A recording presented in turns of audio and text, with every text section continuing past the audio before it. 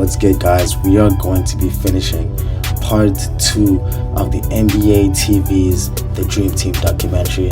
I know I skipped a day and I should have dropped it, but you know, people go through real life things, so I'm back again and I hope you guys enjoy the rest of the video.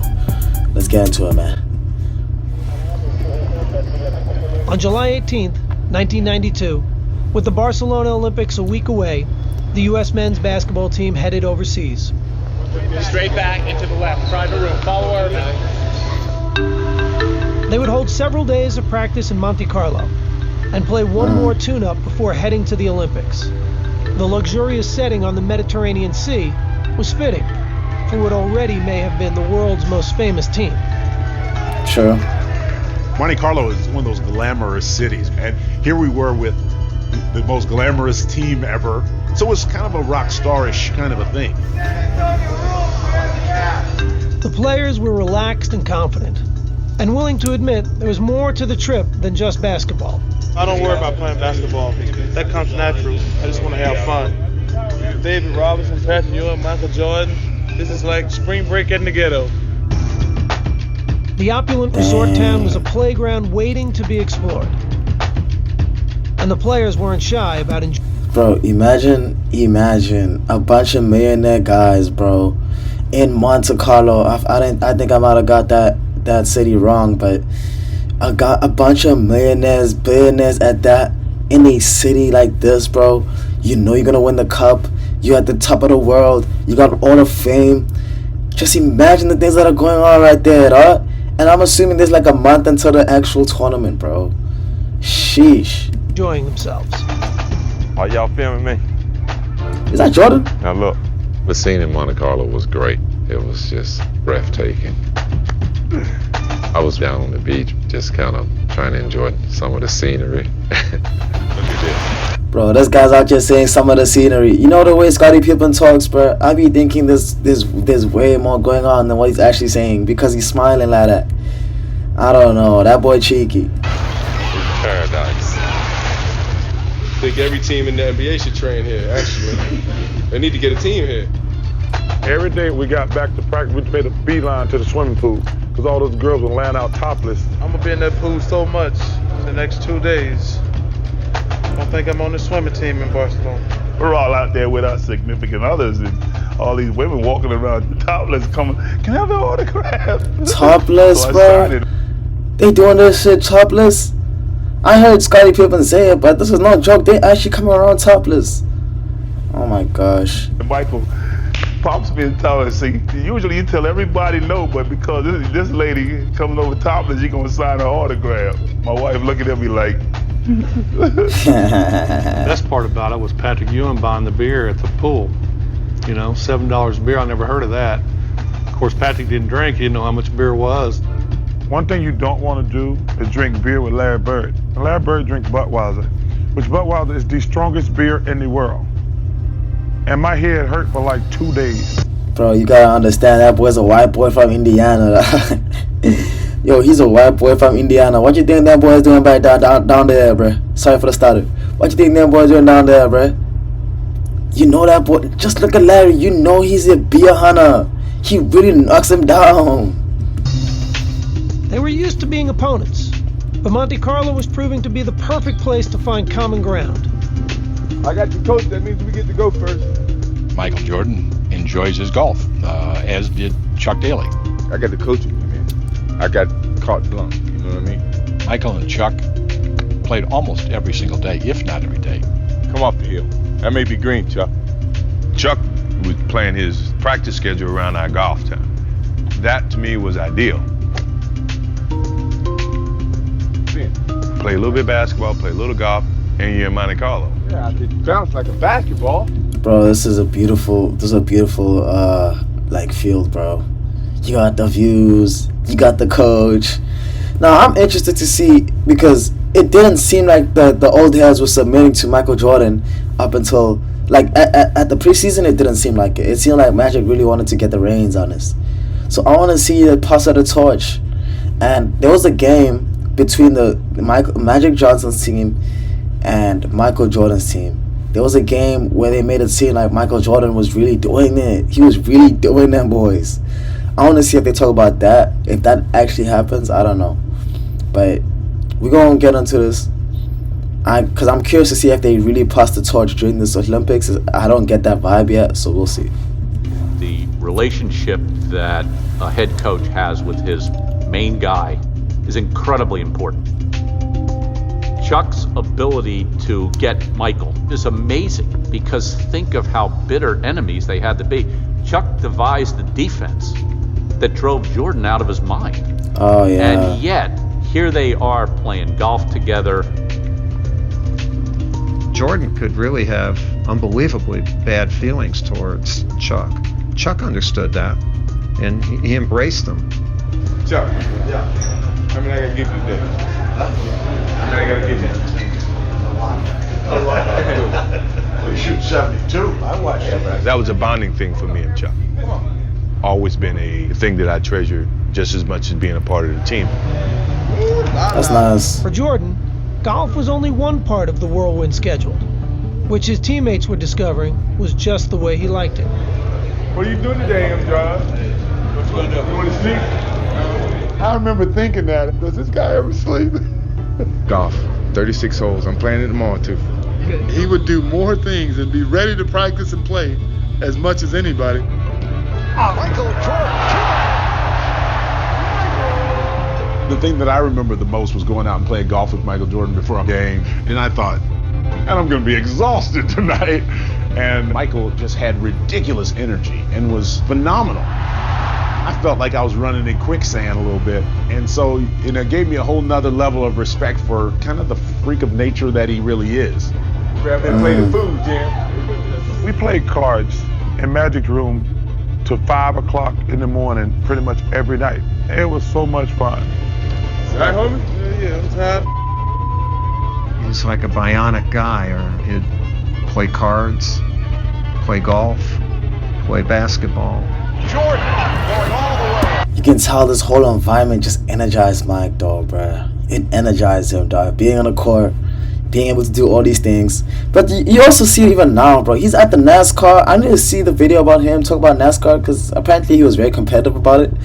But even you can see he's doing a lot of things, owning a basketball team. He's doing NASCAR. Like he's like a Belgian Malinois, bro. He needs some mental stimulation, bro. He is.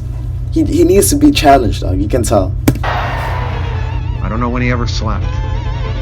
Finally, after a ball game, he was just lying down, and I looked at him. I said, I think that's the first time he's gone to sleep on the whole trip.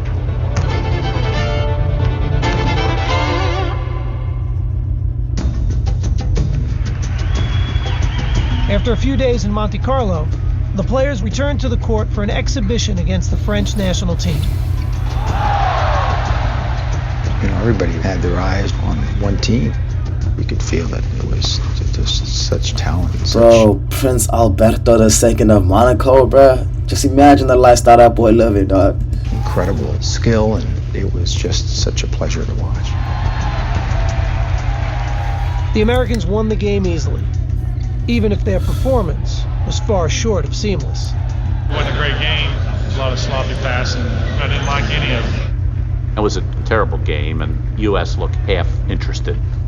And so Chuck kind of the next morning in Monte Carlo, even though everybody was a little hungover and tired, had to really kick their butt. Chuck says, okay, this is what's going to happen. We're going to play it like a real game. We're going to play 4 quarters. We had me, Scotty, Mullins. Okay, so this is the moment.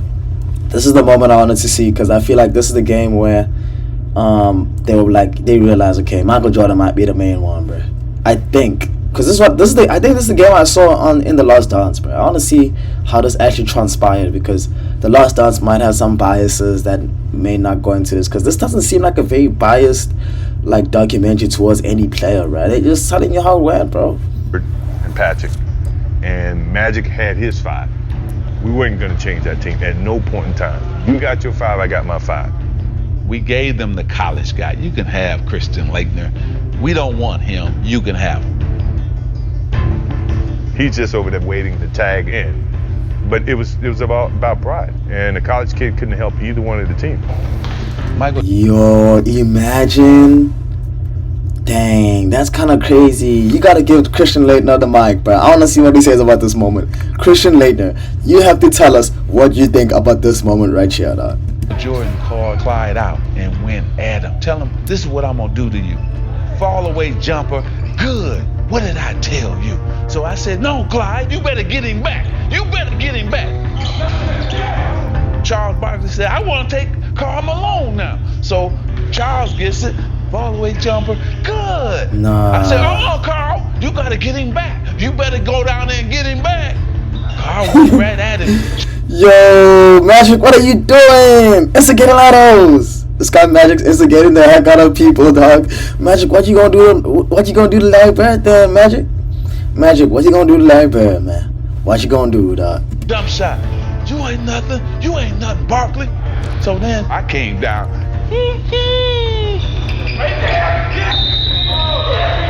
His energy is real high. He feels like he's in an opportunity to prove himself. Showcase that, hey, look. Yo, Magic really hit them with that. Oh my gosh, Magic was really like that though. I can tell he was actually like that, bro. Get him back. Carl went right at him. Jump shot. You ain't nothing. You ain't nothing, Barkley. So then I came down.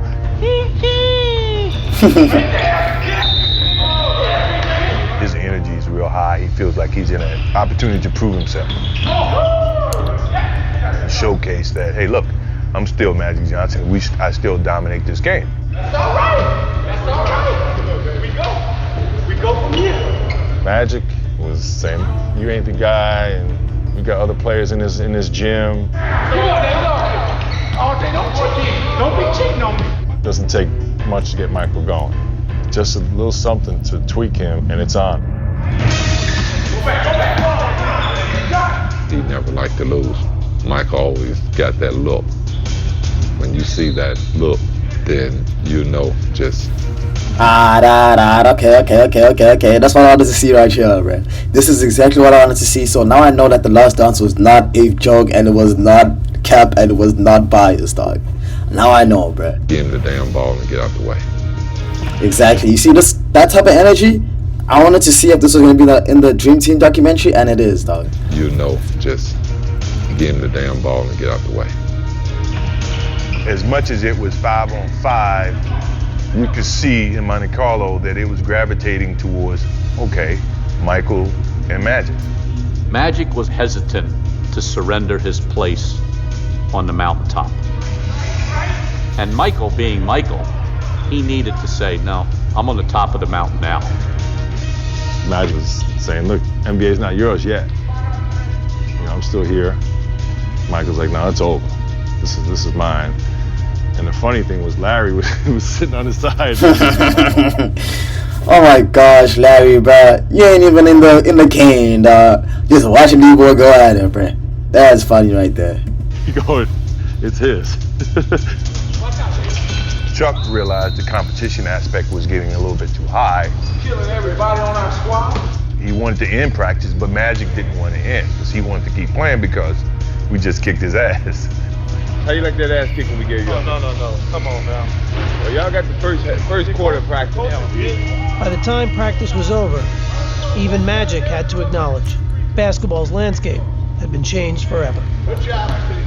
Larry and I were talking, and Michael walks in, and he says, "There's a new sheriff in town." Yo, you understand what type of macho man you gotta be to do that? You gotta be a macho, bro. You gotta understand, these are the 11 Hall of Famers in the room, dog. 11 Hall of Famers in the room, bro. And you just out-killed them, bro. You outdid it. You gotta be a different type of man to do that type of stuff right there. This is a competitive game, dog. And we both hit each other like, well, he's not lying. That's funny. Monte Carlo was kind of a turning point. Walls started to come down from, when you're playing against each other, you have these rivalries.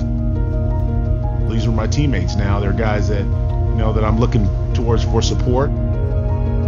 it seemed like we You became more. bro, you can tell John Stockton is a great guy, bro. He's a great guy. I know he got them jokes on him. I would have liked being friends with that boy if I was on the Dream Team, bro. Friends than anything else. The players were off to Barcelona, headed to the Olympics, unmistakably as a team. Damn, Carlo, your girl look bad. Hold on, boy. The players were off to Barcelona, headed to the Olympics, unmistakably as a team.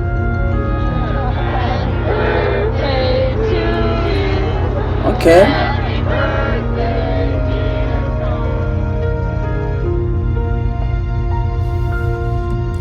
Hey, I won't lie, D-boy got some good looking wives out there, bro. I mean, you know what? Respectfully too.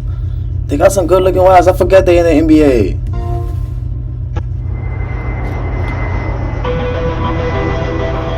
The United States men's basketball team landed in Barcelona for the Olympics on July 24, 1992. In store was an experience unlike anything they or the sports world had ever seen. The plane landing in Barcelona, helicopters flying over it. What? What they? Crazy. Wow, what is all the commotion? What happened? And then we figured out they were there for us. That was the first time that we realized how popular and how enormous this thing was. I was like, guys, if we lose, it's going to be like the biggest upset in sports history. Barkley was right. There was no margin for error. A reality the rest of the team openly accepted in their first press conference in Spain. I know I'm really afraid to fail because I can't go back home if we don't win the gold. Even though from a little small place in Summerfield, those 250 people there said, I can't come back. Barkley, meanwhile, handled an endless barrage of questions as only he could. How did you feel in 1972 when the Soviet Union beat the United States in that wild game? Well, I had just flunked my entrance exam in the kindergarten, so that was the only thing, You know, everybody that has ever been in front of a camera, we tend to not say certain things. Why don't they just take their ass whipping like people and go home? Barkley says things that we would think about and never say. We're gonna have a little revenge in our hearts for 72 and 88. David. Dang, bro. You can tell they want to just talk to Barkley. For those that were watching Barkley back in the day, was he not refreshing to see someone just talk their mind, bro? Come on, bro. You gotta talk your mind. And I also want to say, why are they only wanting to talk? Oh, because they know they're going to get something out of Barkley. Okay, that makes sense. He can't say that because he's a Christian. But, He said, man, you don't talk honestly enough to the media. You need to tell them what you're really thinking. I said, Charles, you talk too much to the media. You need to stop telling them everything you're thinking. And when Charles was asked about the team's first opponent, his prediction was as honest as ever. I don't know anything about Angola, but Angola's in trouble, I think. Just moments ago, the Dream Team boarded the bus outside their hotel along the Ramblas. They're heading for their first matchup in Barcelona with the Angolans. I can remember the first game, the real game, when we came out of the locker room and stepped on the court. And I finally said to myself, I can't believe this, I'm here. At that point, we were in serious Olympic mode. This actually may be the biggest mismatch of the entire Olympics. Barkley off a beautiful feed from Mullen, and he drew the foul. Magic right the U.S. with a 46-1 run. 46-1. 46-1? Jeez, bro. That ain't sitting right with me, bro. It was just a tremendous atmosphere because there was an appreciation for how great the U.S. players were. After the first half, Barkley's pregame prediction appeared dead on. But in the second, Charles found some trouble. Hey, the players in Angola, who play against South Barkley, they told us there's no a kid, a fat boy, is many aggressive in the paint. Rebound, Barkley.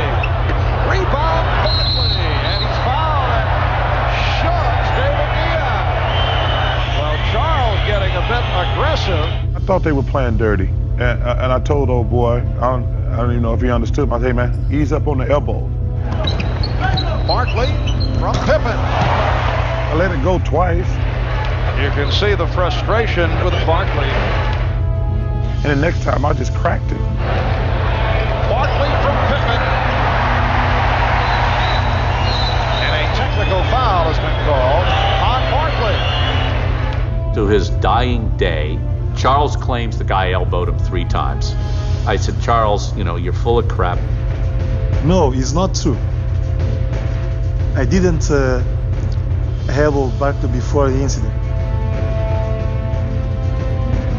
People always say, turn the other cheek. If you turn the other cheek, I'm gonna hit you another cheek too. What are you doing, Joe? Oh my gosh, Charles, bro.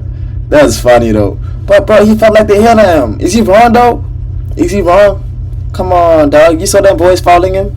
But hey, I was not at the game, so y'all please clarify if those facts or not. The guy is half your size, but Charles was an equal opportunity abuser.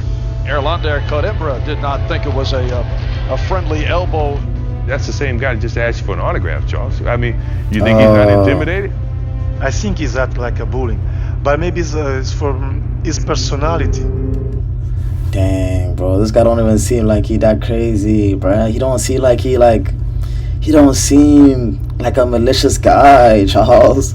Come on, chat. Yo, but Michael Jordan has a good point. Michael Jordan says, dog, he just asked for your autograph, man. Why are you doing that? It makes sense, Charles. Come on. The United States has defeated Angola by the score of 116 to 48. The game may have ended in a rout, but afterwards, the result was overshadowed by the controversy. Who else with the elbow? Well, he hit me, I hit him. That's the way it is. The king of... made you look like the ugly Americans, which we were trying not to do. We said to Charles, look, man, you're a reflection of all of us. So if you do it, they're not going to write the article that Charles Barkley did. They're going to say the dream team. Dang. I'll be honest, I didn't see... The thing is, in the Lost Dance, they don't even talk about this, so I didn't see this going to... I didn't see this taking a turn to be about Charles Barkley, bro. That's interesting. Barkley had stained a dream debut for the Americans. But in their next game against Croatia, Scottie Pippen and Michael Jordan grabbed the spotlight, with the focus on their matchup with one of Europe's best players, Toni Kukoč. Major storyline that carries into this game involves Toni Kukoč, second-round pick of the Chicago Bulls back in 1989. The Bulls made a strong push to sign him last season. At that time, general managers in the league were trying to come up with gems, make their discoveries overseas. And Krause thought this guy could play in the NBA. While Jordan and Pippen had been winning back-to-back titles, Chicago GM Jerry Krause had been publicly wooing Kukoč to join the Bulls. Krause was recruiting this guy and talking how great he was. That's like a father who has all his kids and now he sees another kid that he loves more than he loves his own. So we were not playing against Toni Kukoč. We were playing against Jerry Krause in a Croatian uniform. But unfortunately for the real Toni Kukoč, he was now the target of the world's 2 best defensive players. Dang, they were debating who was going to guard him. No, I got it. No, I got it. Yo, dog, this is like peak cinema right here, bro. You don't understand, this is peak. And I don't understand why guys don't operate under these type of mindsets anymore. Unless we don't have access to that yet because they still playing the game. But I want to see... actually, they don't, bro, because we done seen the Olympic team series. We done seen the Redeem team. I don't remember. Actually, to be honest, Kobe was wildin'. I gotta watch the Redeem team again. To be honest, I gotta watch that again. But hey, people don't operate under these circumstances no more. Kobe did. I know Kobe did for sure. I'm looking at Michael and Scottie, and they're ready for blood. Man. We knew the world was going to be watching. Hey, I'm not gonna lie, them boys in Chicago they didn't play no games, bro. They did not play no games in Chicago. Shit actually, it was real for them. Everything meant everything to them boys in Chicago. We knew everyone wanted to see what Toni Kukoč was like, and we were going to give him the worst experience he ever had on the basketball court. Pippen drew the initial assignment of shadowing Kukoč and harassed the Croatian from the opening whistle. It was hard to run across the half court without a ball. And with the ball, it was just here. Such a good guy, bro. Come on, Jordan. Come on, Pippen. Look at him, bro. Smiling, taunting. He's an introvert. Come on, bro. Somebody else get it. Toni definitely wasn't getting a shot up, and he wasn't going to score. Kukoč is nothing for 4, and he's contributed nothing. We wanted to go guard him on the bench. Kukoč is called for the offensive foul, and the pressure continues. And after Pippen wore Kukoč down, it was Jordan's turn. Kukoč, stolen by Jordan. He reads it better than anyone. Slam dunk. Them dudes were all over him. Yo, I'll tell you right now. If you wanna tell a story and you're with Magic Johnson, just let him tell a story, bro. Just let Magic tell a story, man. I'm telling you, that shit will be fire, dog.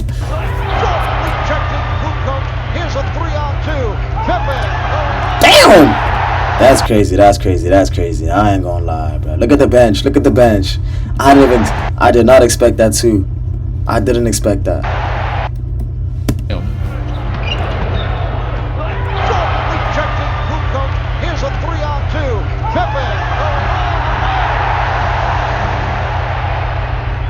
I had questions from my teammates during the game, like, what is going on? Do you not see that they're really trying to get you off the court? And I'm like, so what? I guess that's how NBA game is played.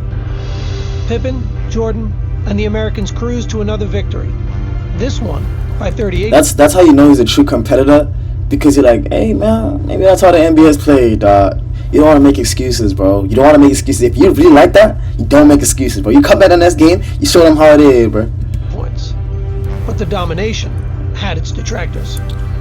This team of All-Stars is almost too good. Is it a positive or a negative? The question was now being asked, was the Dream Team too great for its own good? This team of All-Stars is almost too good. Some think that we should go back to the collegians. It's been too easy. I think then we ought to ban the African runners from the 10,000 meters because they make it look so easy as well. Yeah, great. Oh my gosh, David Stern. That's a great answer, man. Great answer. This is about our best, and this is wonderful for the sport of basketball. Irvin, there's been a great commissioner, Ralph. Great commissioner right there. Comments that the Dream Team is getting all the attention and there seems to be some resentment about it. Have you heard about it, and do you have any feelings about it? Basically, we haven't heard about it. We're just here to do our job. The media may have been looking for signs of a backlash, but in Barcelona and in the world beyond, the embrace of the Dream Team was universal. You're gonna stand out and root against Picasso? I mean, seriously. They rooted for genius at work. I kept thinking that the attention would dissipate. They're going to play the first game. They're going to win by 60. People are going to go back and watch track. Jordan in transition with a slam to give Team USA a 60-point lead. It didn't. It kept building and building and building. The U.S. with another trouncing 127-83, 127 points. Workers were trying to get autographs. The security people were trying to get autographs. All the athletes were standing on side like a parade. What a ball fake by Scottie Pippen.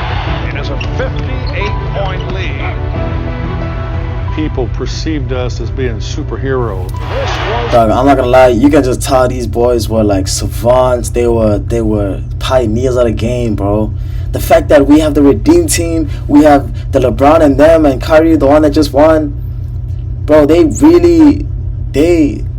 These guys are pioneers. They made people care about this, bruh.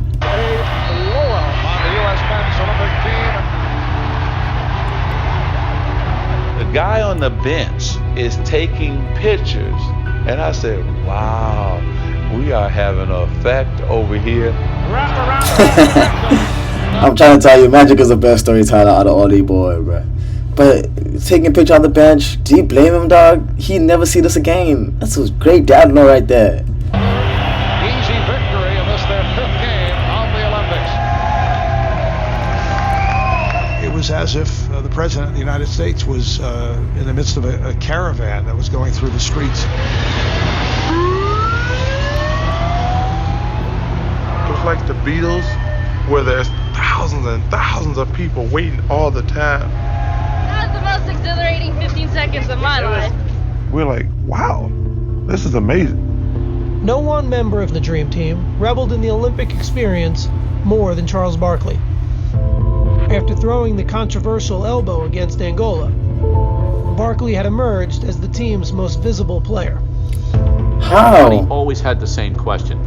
How much of an ass is Charles Barkley? Hey Jack, when am I gonna be on the cover of Sports Illustrated for this stuff? I should be on the Dream Team cover.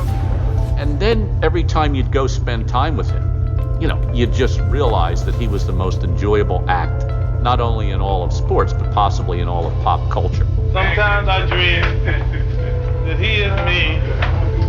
I just want to be like Mike. Right away, I told my editors, I said, well, the number one angle here is what is Charles doing? And if you wanted the answer to that question, all you had to do was follow the crowds. They're like, we don't want you guys out and about because we don't know how safe it is. And I'm like, dude, I'm at the Olympics. I'm not going to stay in my room the whole time. So Barkley strolled Los Ramblas, a man of the people if ever there was one. Man, I walked up and down the Ramblas every night, and the people were fantastic. They all wanted autographs and wanted to take pictures. We could be inside the hotel. Soon we heard the big roar. Ha! We said, there go Charles. That's funny. So Charles would be walking, and then thousands would be following him everywhere he went. He was the Pied Piper. Bro, that's crazy that I never saw this angle in the Lost Downs, bro. I don't know why that's the case, but dang, this is really interesting. Charles Barkley was really that superstar, though. Damn, that crazy. Charles would go over to the village and find the Angolan players and hang out along the Ramblas at night. He was the most memorable person of the 1992 Olympics. I just saw this touch he had. I don't think anybody else in the world could have done it besides Charles Barkley. At the end of the day, he was America's best ambassador. Bro, look at this, bro. Shorties asking for autographs. This guy just said Charles Barkley was America's best ambassador. We should have seen that in the Lost Downs, but I guess it was about Mike, so it wasn't about Charles. But damn, this is interesting right here, man. He was the biggest superstar. Mike don't like the controversy and shit. It would have been crazy if Mike was this outgoing, but dang. That's a really interesting take right there. And I want to hear more about this, man. I want to hear more about Charles Barkley being a superstar of the Dream Team. Barkley was celebrated for experiencing the Olympics on his own terms. More quietly, one of his teammates found a way to do the same. We had the motorcycle escorts and we bust through traffic like Dick Tracy. But this one day we got stuck in traffic and we're just sitting there and sitting there and sitting there. Finally I said, that's it. Let's go. Anybody wants to go with me? I'm heading. He'd get off the bus and his family met him. He started walking right through the middle of everybody and nobody noticed him. I'm still on the bus seeing him walk down the street and I'm saying to myself, I would give anything to do what he just did. What, bro? That is crazy, bruh. They didn't know who John Stockton was, bruh.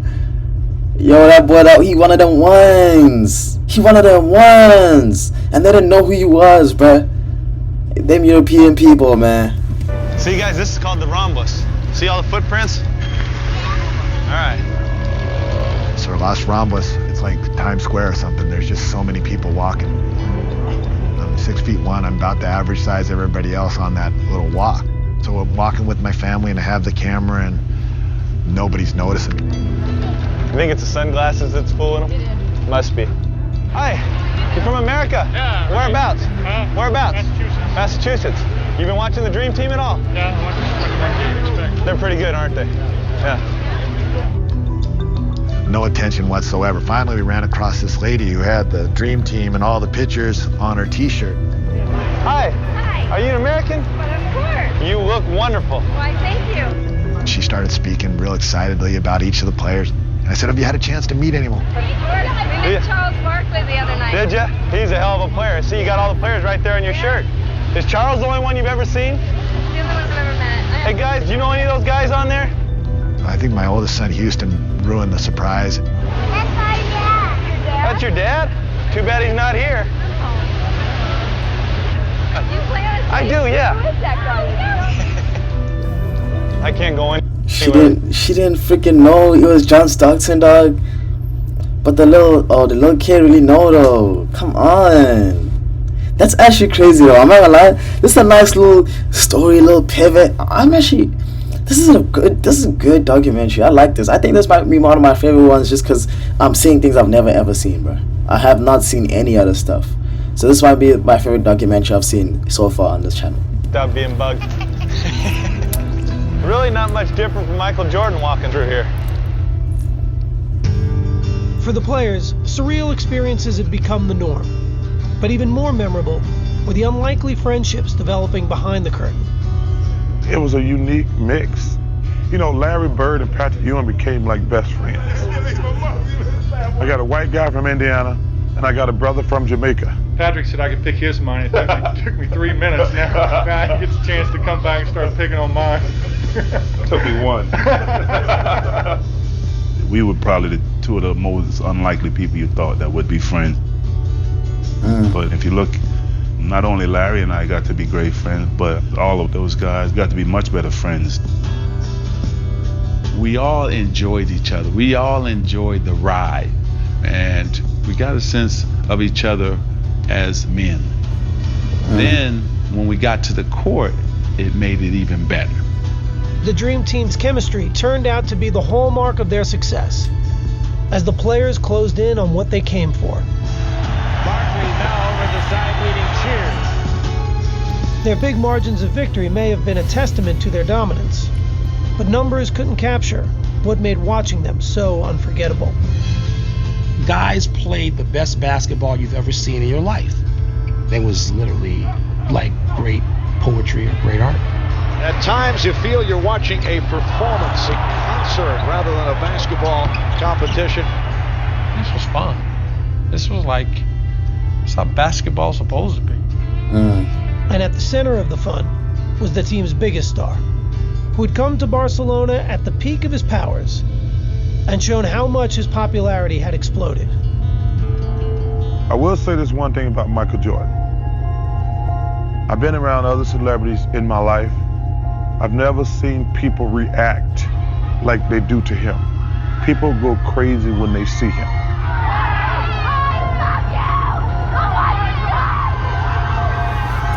Bro, being around someone like Mike, bro, you know, you realize that there's levels to this fame, bro. There's levels to this fame thing right here, dog. The thing is, Mike, I like you and all, bro, but you don't come close to Michael Jackson, though. Hell nah, boy. Nah, hell no. Not Michael Jackson, bro. In every corner of the world, there was someone who just wanted to see him. Please, Michael Jordan! No one had the sort of pull, the gravity that Michael Jordan had. Jordan had initially come to Barcelona reluctantly, but an early morning trip just before the gold medal game revealed how meaningful his Olympic experience had become. What time in the morning is it right now? 6:30, 6:45, 7, something like that. And I'm drinking coffee, so it's gotta be early. Can we go now? Where you from? Albuquerque? Albuquerque, New Mexico. Big fan of yours. Everyone's a big fan of yours. Your name? George Hirsch. George, how you doing? I'm doing Michael George, nice to meet you. Bro, imagine just on a random Monday you sitting down with Michael Jordan, dog. You gotta understand, bro. This guy will always have that story to tell for the rest of his life, man. That's gonna be documented right there, dog. It's really on the documentary. He just said his name is George Hirsch. My name is George Hirsch. I was really on a random Saturday, just gonna eat. I see Michael Jordan, we chopping it up, bruh. That's a great story right there. Last night I hit my wall, man. I couldn't make a basket. What are you doing up so early?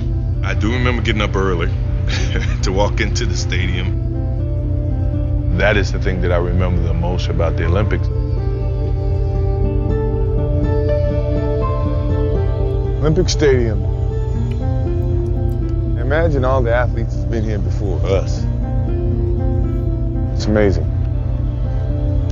What about Edward Moses? Won 122 consecutive races. I think everybody's got something to cherish. I think this is something that my kids are gonna love one day.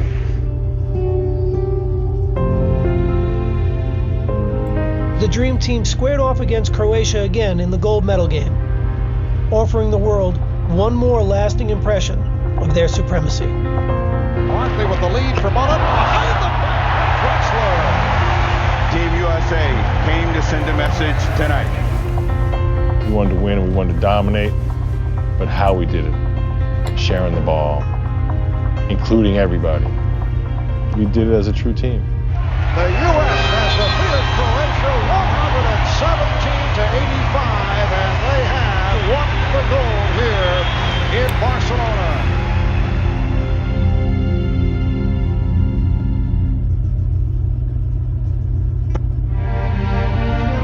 Campeón olímpico y medalla de oro, el equipo de los Estados Unidos de América.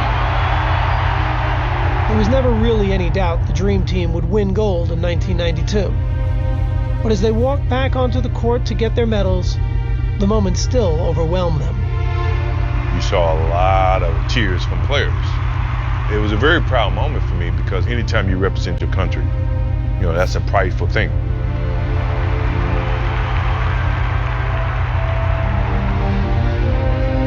Man, sent chills down my spine. It was a reward that I had never felt like that I would ever achieve. To do it on that stage with those group of guys, it's a memory I'll never forget. Nothing in my life has ever felt like standing on that podium. I was getting goosebumps. Every single time I heard the national anthem after that had a different significance to me. I knew what it really meant. Young kid. Damn, that's kind of crazy. That must be a surreal feeling, dog. They really were at the pinnacle of their careers. They come together with all the Hall of Famers, and they really just dagger on everyone here top, bruh. Growing up, I used to watch Olympics on TV. How did I wonder how it felt just watching that, though. Watching that must have been such crazy. It must have been crazy. TV with my father, and all he talked about was the Star Spangled Banner and the gold medal. It made him feel proud to be American. Being up on that podium that night and receiving it, my father, he'd been pretty proud. All those emotions just overcame me. I got to be one of the guys one more time for my country. I said, man, I'll never forget this moment. You know, if this is the end, this is how I wanted to go out. This group may well be the greatest team ever assembled in the history of team sports. But when the medal ceremony was over, another realization began to settle in. When I walked off, I remember thinking that whole dream has come to an end. Dang. The next season, every Olympian except Magic Johnson and Larry Bird would return to the NBA.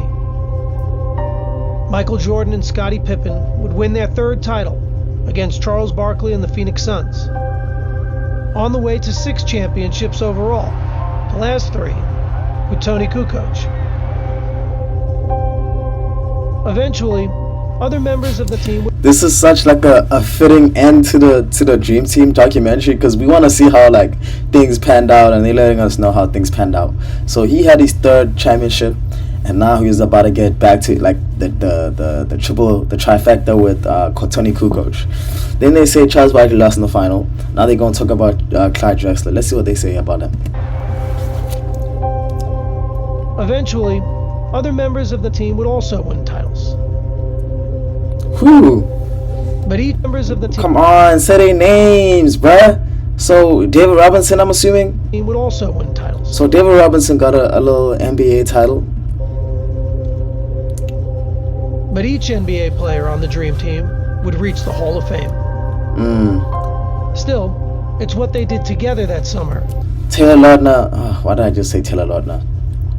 Christian Laettner did not make the Hall of Fame, bro. Don't be putting stuff like that. 1, 2, 3, 4, 5, 6, 7, 8, 9, 10, 11. Yeah, don't be saying Christian Laettner made the thing. That had the biggest impact on the game. Still crazy, 11 of them made them though. An impact that continues to grow today. It really lifted basketball, and it gave birth to international stars who had nothing to do with those games in '92, but who took so much from it. We made the game a worldwide game. You know, I talked to Tony Parker, I talked to Ginobili, I talked to Dirk Nowitzki. Those guys say their first love of basketball started with the Dream Team, and I'm really proud of that. That's tough, bro. I like. Dang, bro. Think about how many guys, really were birthed from watching the Dream Team or the influence of the Dream Team in their countries, bro. The world can change a lot in 20 years. But there are moments in time you never forget. No matter how long it's been. No matter how much else has changed in your life since. 20 years later, they've all kept ties to the game in one way or another. And they all talk about the summer of '92 as if it happened just yesterday. An experience still unlike any other in their remarkable basketball lives. I've never had more fun being around anybody. Everybody got along. There was no ego. We had fun. You know, clearly everybody reminds me I never won a championship. So that to me was like winning the championship, winning the gold medal, and hanging out with these guys. The reward itself is really only a small part of the story. It's what the gold medal represents that will always tie these men together. Yeah. This is like... That was crazy, dog. That was insane, bro. They really daggered, bro. And to be honest, sheesh. What a great story to have, man. This fraternity, that's pretty awesome. I don't think you're ever going to be able to get 11 Hall of Famers to play all at once. You know, I don't think you... How good was this guy? Because apparently he was a Hall of Famer, bro. Like, please let me know how good he was, because I don't know who this is. You're ever going to be able to get 11 Hall of Famers to play all at once, you know, on one team. That's unheard of. Ha! We go on the bus. Ha! We come back. Ha! Walk out the hotel. Ha! Wave. Ha! Wave outside your window. Ha! I can't believe it. I lost it so much. You go watch it. Oh my God. That's funny. It changed sport as we know it. They showed the world how to play basketball. What other team can say that? I don't think we'll ever see anything like it again. Yeah. It's an insult to compare anybody else to that team. Nah, you can't compare none to that, bro. Prep will never see a team this great again.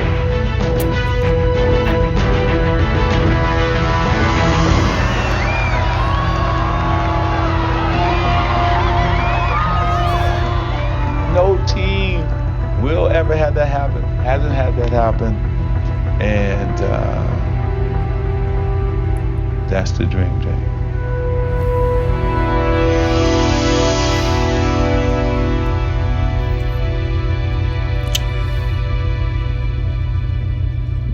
great documentary. I'm gonna give it a 12 out of 10, bro. That shit was just amazing, man. Damn, the dream team.